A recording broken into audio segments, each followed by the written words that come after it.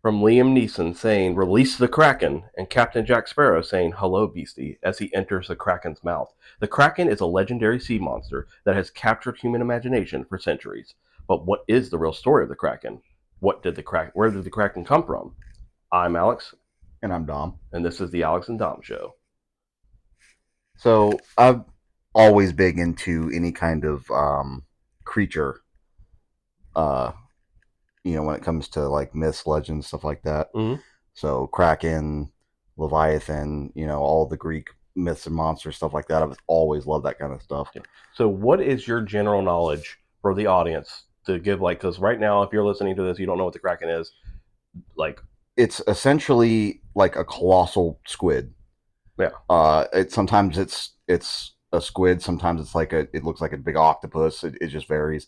But I think it's like a squid, like just like a giant. Because they get pretty big already, but I'm talking about like yeah, way bigger even than that. yeah. Like they took an octopus and made it like Right. Godzilla size. Yeah. Gotcha. The Kraken first appears in Scandinavian folklore. The earliest descriptions date back to the 13th century. Mm-hmm. Notably in the King's Mirror or Spectrum Legal, a Norwegian educational text written in 1250. The text describes this creature called the Hofgufa, which many believe to be the Kraken itself. Yeah. The Kraken became widely known in the 18th century thanks to the work of a Danish-Norwegian naturalist, Erik Pondabadam. I have no idea how that would be pronounced, to be honest with you. I Literally, I Googled how to say it, and that's how it told me to say it. So, in his book, The Natural History of Norway, 1752 to 1753, he described the Kraken as a colossal cephalopod, possibly an octopus or a squid. He mentioned its enormous size and the potential to attack ships. Mm-hmm. So let's talk about the enormous size. As you've seen in movies, it's massive. It's giant. Mm-hmm. The Kraken was said to be so large that it could be mistaken for an island. Wow. Sailors believed it could stretch up to several miles in length.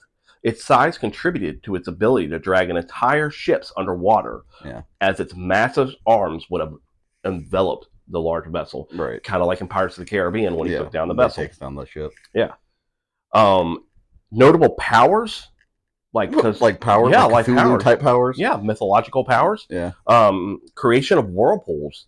One of the most feared aspects of the Kraken was its ability to create whirlpools. Isn't that? I'm not 100% sure, but I think there's a. I don't know if it's there's two monsters or creatures from Greek mythology, in the sea that Odysseus crosses.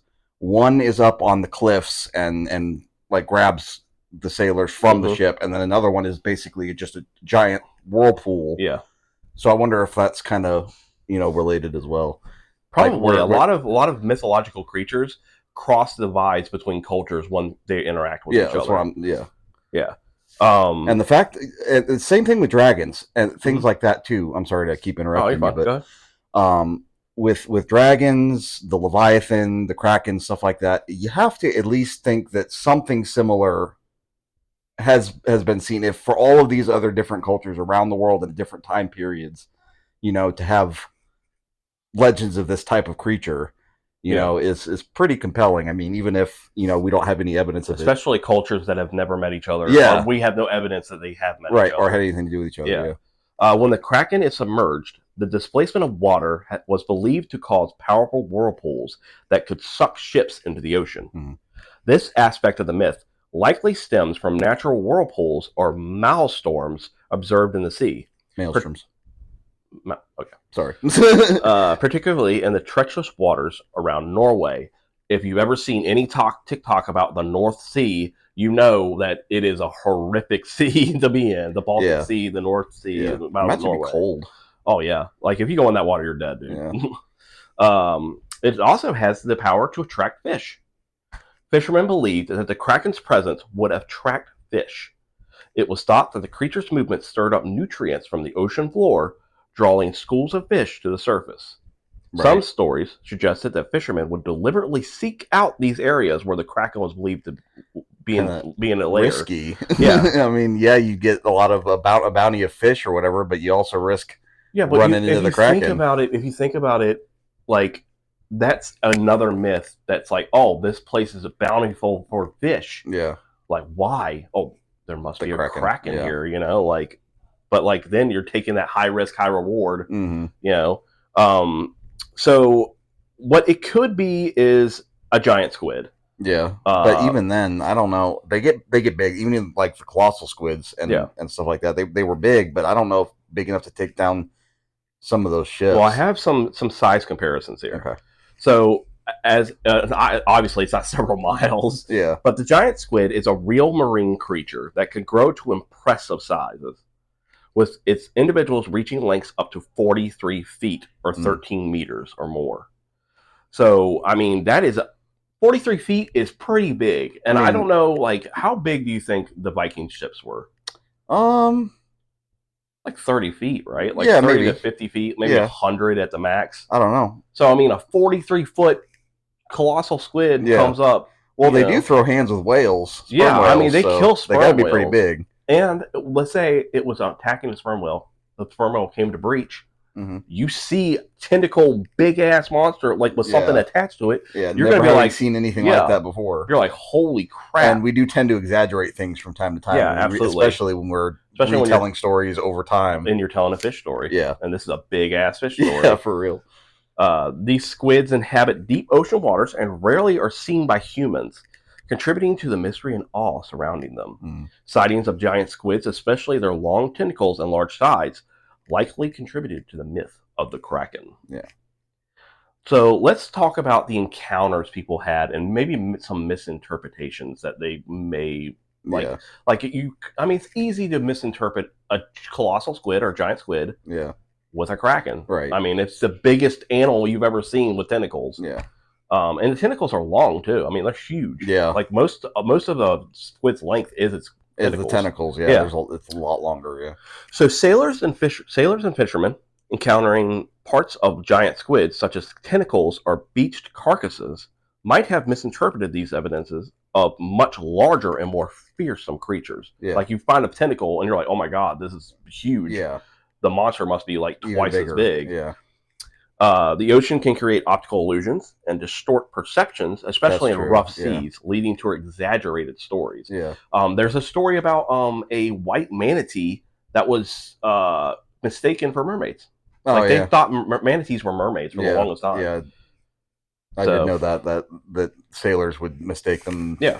The sea cows and stuff would be pretty. Let's talk about some natural phenomenon that could explain where they got the Kraken mythos from. Large whirlpools and other maritime hazards may have been attributed to the Kraken in folklore. Yeah, especially if you don't have any kind of scientific knowledge or whatever to understand how a natural phenomenon occurs. Yeah, so it's dangerous and difficult to explain, and this is way before we even started exploring the ocean. Yeah, this is 13th, 14th century, 18th century. We're just now sailing across the ocean.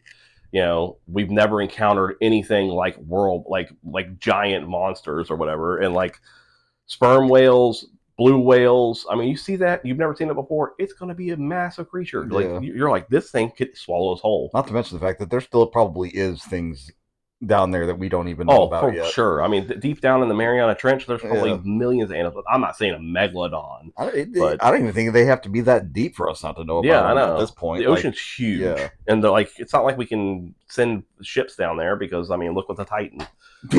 So, I mean, as long as it's safe and done right, I'm sure it'll be okay. Absolutely. Let's talk about cultural interpretations of it. Obviously, I said at the beginning of the episode with Jack Sparrow, Pirates of the Caribbean, and Liam Neeson from Clash of the Titans. Clash of the Titans, yeah. The Kraken, like many sea monsters, symbolize the fear and mystery of the ocean. For sailors and coastal communities, the sea was a place of danger and unpredictability, and the Kraken embodied these fears. Mm-hmm. The creature also represented the unknown and unexplored parts of the world, serving as a cautionary tale about the perils of venturing too far away from your familiar shores. Right. So pretty much don't go in the woods, there's a werewolf. there's a creature out there that's going to eat you if you venture too far from home. Yeah. And it's kind of like a, you tell your kids that. Yeah, a cautionary tale. So in some tales, the Kraken was used as a moral lesson about hubris and the limits of human power. Yeah. Stories of ships being destroyed by the Kraken served as warnings about the dangers and overestimating one's abilities and disrespecting the natural world, which is extremely important. We're human. That's a common like theme, the world. too. Yeah, nature is like God. It is the most devastating force on the planet, and like we think we are. Yeah. And like, look at these tornadoes and hurricanes. They're like, bitch, hold my beer. Yeah, we're like one gust of wind from being knocked away completely. Absolutely. The Kraken's immense power and destructive capabilities reminded people of the sea's uncontrollable and often malevolent nature. Mm-hmm. So let's just talk about, you were talking about how there's different cultures, right? That have different stories about the Kraken. Yeah. Obviously. Let's talk about Greek and Roman myth. Okay. Well, the Kraken is primarily a Scandinavian legend. A similar sea monsters appear in other cultures.